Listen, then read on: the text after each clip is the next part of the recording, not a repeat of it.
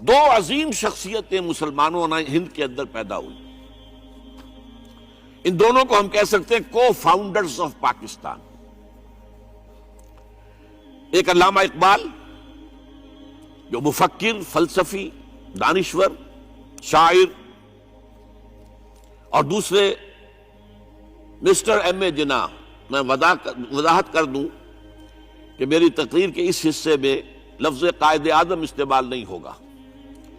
قائد اعظم وہ بعد میں بنے، ایک طویل عرصے تک وہ مسٹر ایم اے جناح تھے. اس کی میں کچھ تھوڑی سی تشریح ابھی آپ کے سامنے کر دوں گا. تو اس دور کے حوالے سے جب بات ہوگی تو میں مسٹر جناح یا مسٹر ایم اے جناح کہوں گا، قائد اعظم نہیں. تو دوسری طرف مسٹر ایم اے جناح تھے جو بیرسٹر تھے، وکیل تھے، اور ساتھ ہی ایک سیاسی کارکن بھی تھے. ان کی شخصیتوں کے بعض پہلو جو ہے بہت دلچسپ ہے، بہت مختصر میں اس کا اشارہ کر رہا ہوں. دونوں بہت ہی یوں سمجھیے کہ قریبی ہم عصر. علامہ اقبال جو ہے مسٹر جناح سے صرف 10.5 مہینے چھوٹے تھے. جناح صاحب کی پیدائش ہو رہی ہے 25 دسمبر 1876 کو، اور علامہ اقبال کی 9 نومبر 1877 کو. 10.5 مہینے کا فرق ہے. مقام جو ہے پیدائش کا اقبال کا تو طے ہے سیالکوٹ، اس میں کوئی اختلاف نہیں. جناح صاحب کے مقام پیدائش کے بارے میں اگرچہ عام طور پر کہا جاتا ہے کراچی، لیکن حیدرآباد سندھ میں یونیورسٹی کے ساتھ ملحق ہے انسٹیٹیوٹ آف سندھولوجی. وہاں کے محققین کا فیصلہ ہے اور تحقیق کے بعد کہ وہ جھرک ایک مقام ہے ٹھٹھا کے قریب، وہاں پیدائش ہوئی تھی. بہرحال اس مسئلے کو چھوڑ دیجئے، کوئی دلچسپی اس کی کوئی اہمیت نہیں ہے. ایک البتہ بات ذرا دلچسپی کی بھی ہے. علامہ اقبال کے بارے میں معلوم ہے ان کا پس منظر خاندانی جو تھا وہ کشمیری پنڈت، کوئی اختلاف نہیں. ایم اے جناح کے پس منظر کے بارے میں اختلاف ہے. عام طور پر مشہور ہے کہ وہ اسماعیلی کھوجے تھے، لیکن مجھے ایک عجیب اقتباس ملا ہے. یہ 1964 میں آپ بیتی نمبر شائع کیا تھا ماہنامہ نقوش نے، 1200 صفحے کا. اس میں تمام مشاہیر کی زندگی کے حالات ان کے اپنے تحریر سے یا اپنے قول کے حوالے سے بڑی خوبصورتی سے جمع کیے گئے. اس میں مسٹر جناح کا قول یہ ہے کہ میں اصل میں منٹگومری کے علاقے کے راجپوت ایک خاندان کی نسل سے ہوں. اس میں ان کا قول سنا دیتا ہوں، میرے پاس اس کی یہ فوٹو سٹیٹ موجود ہے. میں پنجابی راجپوت ہوں. کئی پشتیں گزری، میرے ایک جد کاٹھیا واڑ چلے گئے تھے، وہاں انہوں نے ایک خواجہ لڑکی سے شادی کر لی تھی اور انہی کے خاندان میں مل گئے تھے. اس وقت سے ہم لوگ کھوجوں میں شمار ہونے لگے. میرے وہ جد جو کاٹھیا واڑ چلے گئے تھے ضلع منٹگومری کے رہنے والے تھے. اب اس کا حوالہ کیا ہے؟ یہ بات قائد اعظم کے منہ سے اس وقت نکلی جب نواب صاحب باغپت نے کہا کہ آپ کا خاندان تو تجارت پیشہ ہے، پھر آپ میں یہ گھن گرج کہاں سے آئی؟ تو اس کے جواب میں قائد اعظم نے فرمایا کہ میں اصل میں اسماعیلی کھوجا نہیں ہوں، بلکہ میری رگوں میں جو خون ہے وہ راجپوت کا ہے. اور اس کے راوی ہے صغیر احمد عباسی، پرائیویٹ سیکریٹری نواب صاحب چھتاری. بہرحال یہ ایک دلچسپی کی بات تھی اور کوئی اہمیت اس کی خاص نہیں ہے. البتہ ایک اور بات جس کی اہمیت ہے، علامہ اقبال کے خاندانی اثرات میں مذہبی روح، مذہبی جذبہ جو ہے وہ بڑا گہرا تھا. ان کے والد شیخ نور محمد صوفی مزاج بزرگ تھے. نماز روزے کی پابندی والی معاملہ تو تھا ہی 100%، لیکن ان کا مزاج صوفیانہ تھا. والدہ بہت نیک. پھر ان کی ابتدائی تعلیم جو ہے جس ماحول میں ہوئی ہے، علامہ میر کاشمیری بہت بڑے عالم، بہت بڑے جو ہے مدرس، ان کا فیض حاصل ہوا ہے.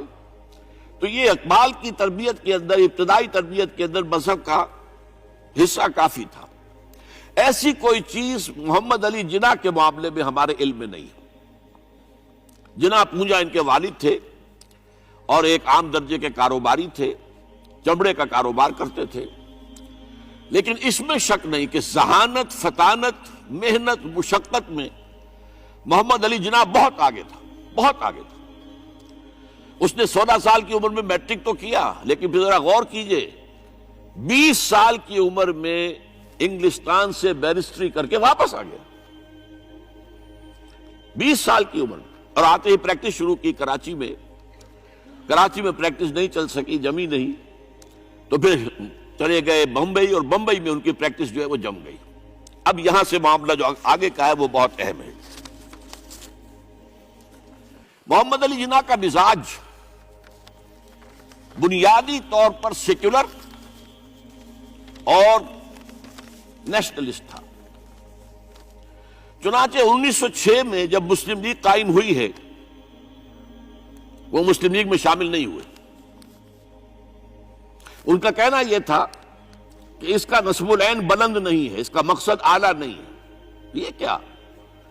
یہ صرف اپنی جداگانہ نمائندگی کے حصول پر اور انگریز کو اپنی وفاداری کا یقین دلانا، یہ کوئی اونچا نصب العین تو نہیں ہے۔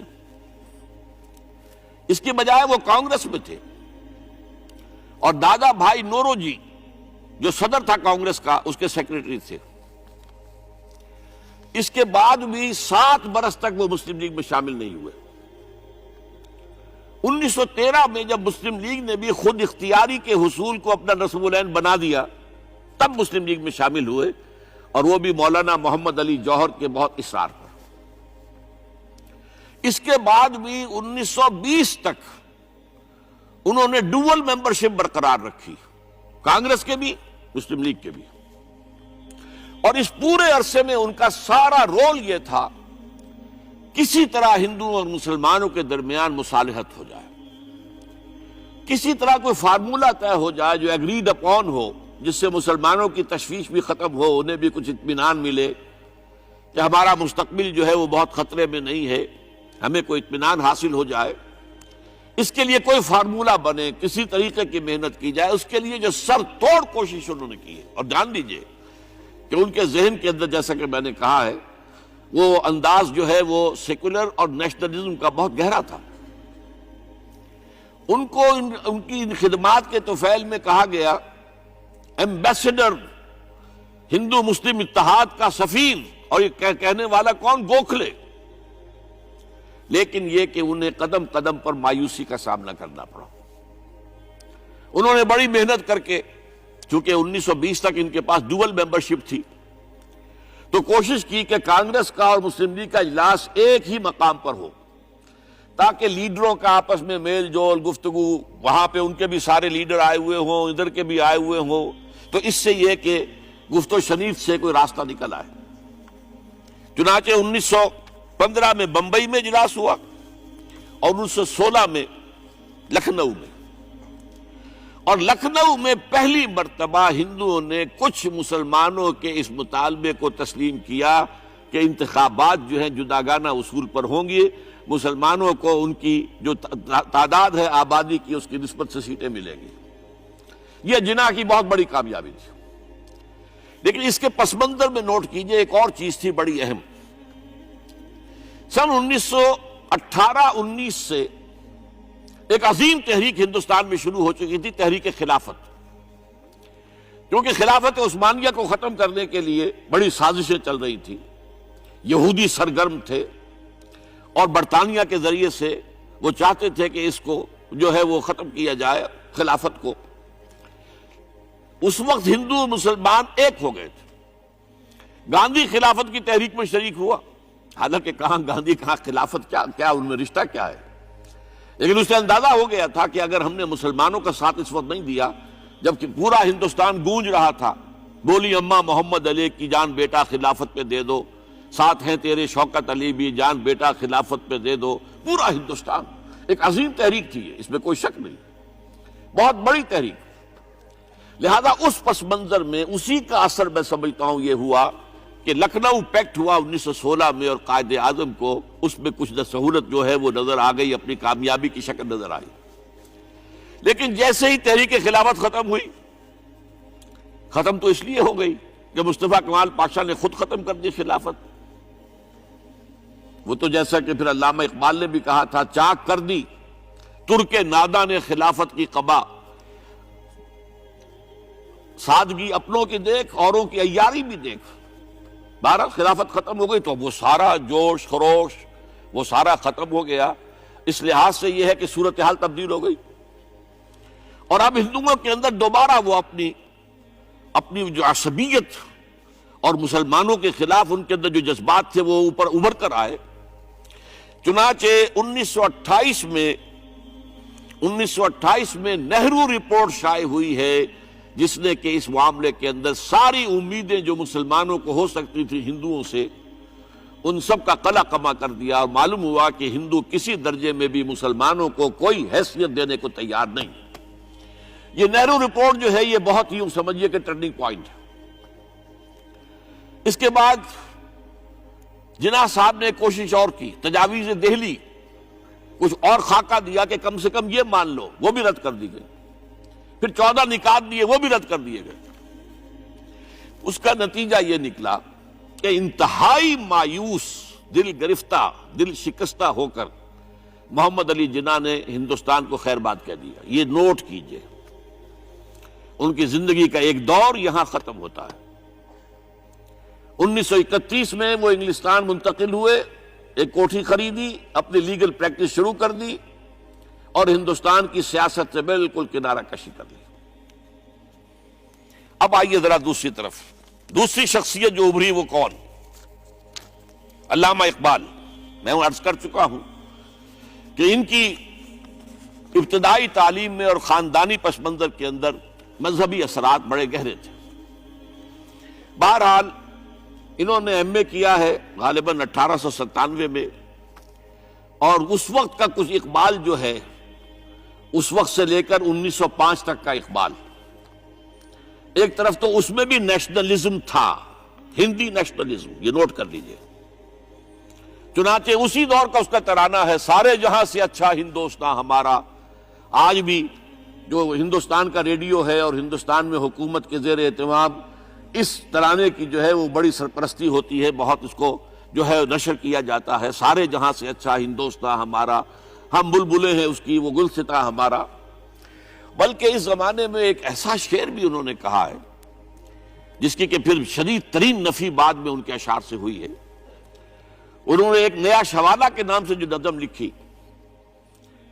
کہ سچ کہہ دوں اے برہمن گر تو برا نہ مانے، تیرے صنم قدوں کے بت ہو گئے پرانے۔ اسی میں ایک شعر ہے کہ پتھر کی مورتوں میں سمجھا ہے تو خدا ہے، خاک وطن کا مجھ کو ہر ذرہ دیوتا ہے، خاک وطن کا مجھ کو ہر ذرہ دیوتا ہے۔ اس درجے گہرا انڈین نیشنلزم اقبال کے اندر بھی موجود تھا۔ لیکن جب اقبال انگلستان گئے ہیں، یہ 28 برس کی عمر میں انگلستان گئے ہیں سن 1905 میں، اور 3 سال وہاں رہے، انگلستان اور جرمنی، اور بیرسٹری بھی کی، اور چونکہ فلسفی تھے پی ایچ ڈی بھی کر کے آئے۔ اس عرصے میں معلوم ہوتا ہے کہ اقبال کی قلب ماہیت ہو گئی۔ یہ میرا ایک تجربہ ہے، بڑا پرانا ہے، میرا مشاہدہ تھا۔ 1970 میں پہلی مرتبہ میں انگلستان گیا تھا، میرے چھوٹے بھائی وہاں زیر تعلیم تھے، انہوں نے بلایا تھا۔ وہاں میں نے دیکھا کہ یونیورسٹیوں میں پڑھنے والے ایک P H D, 2 P H D کرتے ہوئے لوگ بیٹھتے ہیں، جمعے کے روز قرآن پڑھتے ہیں، درس قرآن ہوتا ہے، اور وہ ایک دوسرے سے قرآن پڑھ کے سنتے بھی ہیں تاکہ جو تجوید کی غلطیاں ہوں ان کی تصحیح ہو سکے۔ اور میں نے سوچا کہ پاکستان میں اس سطح کے لوگ جو ہیں کبھی اس قسم کی مصروفیت میں مبتلا مجھے تو نظر نہیں آئے۔ تو اس کا مجھے ایک اصل میں تجزیہ میرا یہ تھا کہ جن لوگوں کی بنیادی تربیت میں اور خاندانی اثرات میں مذہب کا ایلیمنٹ موجود ہوتا ہے، چاہے وہ ہندوستان میں رہتے ہوئے وہ زیادہ ظاہر نہ ہو، نمایاں نہ ہو، اس کے آثار سامنے نہ آئے، لیکن جب وہ ایک مخالف ماحول میں پہنچتے ہیں، اس مخالف ماحول میں ان کے اندر کا وہ چنگاری ان کی جو ہے وہ شعلہ بن کر بھڑکتی ہے۔ چنانچہ یہ معاملہ میں نے پھر بعد میں امریکہ میں بھی دیکھا، ہر جگہ دیکھا ہے کہ وہاں 2 نتیجے ہوتے ہیں، یا تو یہ کہ ایک آدمی ڈاؤن دی ڈرین گیا تو وہاں کی تہذیب میں رگا گیا شراب اور یہ اور وہ اور رقص اور سب یہ ساری چیزیں آ گئی، اور یا پھر جو بچ گیا جس کے اندر دین کا کوئی حمیت کا شائبہ تھا، وہ پھر بھڑکتا ہے، پھر وہ ایکٹیوسٹ ہوتے ہیں، وہ کام کرتے ہیں۔ لہذا یہ معاملہ جو ہے قائد علامہ اقبال کے ساتھ پیش آیا، اور خود انہوں نے کہا بھی ہے مسلمان کو مسلمان کر دیا طوفان مغرب نے۔ وہاں سے جب یہ واپس آئے ہیں تو اب نوٹ کیجئے 1908 سے 1930 تک یہ جو 22 برس ہیں علامہ اقبال نے کیا کیا نوٹ کیجئے، وہ آپ جانتے بھی ہیں، میں صرف گنوا رہا ہوں۔ اسلام کے نظام فکر اور فلسفہ اور حکمت کو بیان کیا، اپنی شاعری کے ذریعے سے بھی، اپنی نثر کے ذریعے سے بھی۔ قرآن کی ایک نہایت جدید اور بہت عمدہ تفسیر، اگرچہ تفسیر کے نام سے آپ کو کہیں تفسیر اقبال نہیں ملے گی، لیکن کلام اقبال خود تفسیر ہے، خود دعویٰ کرتا ہے کہ میرے پیغام میں سوائے قرآن کے اور کچھ نہیں ہے۔ گر دلم آئی نئے بے جوہر است، ورب حرفم غیر قرآن مزمرست، پردہ ناموس فکرم چاک کن، ای خیابہ راز خارم پاک کن۔ یہ مناجات بحضور سرور کائنات صلی اللہ علیہ وسلم، وہ کہتے ہیں کہ اے اللہ کے نبی، اللہ کے رسول، اگر میرے پیغام میں کہیں قرآن کے سوا کوئی شے شامل ہو گئی ہے میری شاعری میں، تو آپ میرے فکر کا پردہ چاک کر دیجیے۔ روز محشر خار و رسوا کن مرا، اور قیامت کے دن مجھے ذلیل اور خار کیجیے گا، اور بے نصیب از بوسہ پاک کن مرا، اور مجھے اپنی قدم بوسی سے محروم کر دیجیے گا۔ یہ بات کہہ رہا ہے، اس کا دعویٰ ہے، اس نے جو کچھ کہا قرآن سے کہا۔ اس کی شاعری جو ہے میرے نزدیک، اور میں نے تو اپنی جو سورسز گنوائی ہیں کہ میں نے جو قرآن مجید کا فکر یا سوچ جو بھی آپ اسے کہیں، جو تھوڑا بہت مجھے میسر ہوا ہے، ان میں نے 8 اشخاص کو نمایاں طور پر بیان کیا ہے۔ 4 یہ ہیں دو کے جوڑے، 2 ابوین ہیں، ابو الکلام ابو العلا مودودی، ابو الکلام آزاد۔ 2 دکترین ہیں، ڈاکٹر اقبال، ڈاکٹر رفیع الدین۔ 2 شیخین ہیں، شیخ الہند مولانا محمود حسن، جن کا ترجمہ ہے قرآن مجید کا، اور اس پر حواشی ہے شیخ الاسلام شبیر احمد عثمانی کی۔ 2 ہی عین مولانا فراہی اور مولانا اصلاحی، جنہوں نے قرآن مجید کے مضامین کے اندر جو اندرونی نظم ہے اسے واضح کیا۔ علامہ اقبال میری ایک بہت بڑی سورس ہے، بلکہ سب سے زیادہ گہرا اثر مجھ پر جو ہے بچپن سے جو ہوا ہے وہ تو علامہ اقبال کا ہے۔ 5ویں جماعت کا طالب علم تھا جب ان کا یہ شعر میرے ذہن میں کہیں چپک کر رہ گیا ہے، جواب شکوہ کا، وہ زمانے میں معزز تھے مسلمان ہو کر، اور تم خار ہوئے تاریک قرآن ہو کر۔ پھر علامہ اقبال نے مغربی فکر پر شدید تنقید کی، بہت بڑا ناقد، اور خاص طور پر مغربی تہذیب جو ہے اس کی نفی کی۔ یہ سارا کام کیا، اور اس سب سے بڑھ کر وہ تجدید ملت اسلامی کا علمبردار بن سامنے آیا۔ اس نے خوشخبری دی کہ دنیا میں اسلام کے غلبے کا دور آنے والا ہے۔ ملت اسلامیہ جو اس وقت دبی ہوئی ہے، پسی ہوئی ہے، پوری دنیا میں پامال ہے۔ آپ کو معلوم ہے کہ پہلی جنگ عظیم کے بعد کیا صورت ہو گئی تھی؟ سلطنت عثمانیہ کے جب دھجیاں بکھیر دی گئیں، اور کولونیل امپیریلزم جو ہے پورے عالم اسلام پر حکمران تھا، پورا عالم اسلام جو ہے محکوم، اگرچہ یہ دبے ہوئے ہیں، پسے ہوئے ہیں، گرے ہوئے، لیکن ان کا دوبارہ غلبہ ہوگا، یہ ابھریں گے، ملت اسلامیہ کی تجدید ہوگی، اسلام کی نشأت ثانیہ ہوگی، اسلام کے روشن مستقبل کے مبشر بن کر علامہ اقبال سامنے آئے۔ اور ایک اور جو بہت بڑا کام کیا وہ وہی وطنی قومیت کی شدید نفی، بلکہ شدید کا لفظ بھی کافی نہیں ہے، شدید ترین نفی کی ہے، اس لیے کہ اس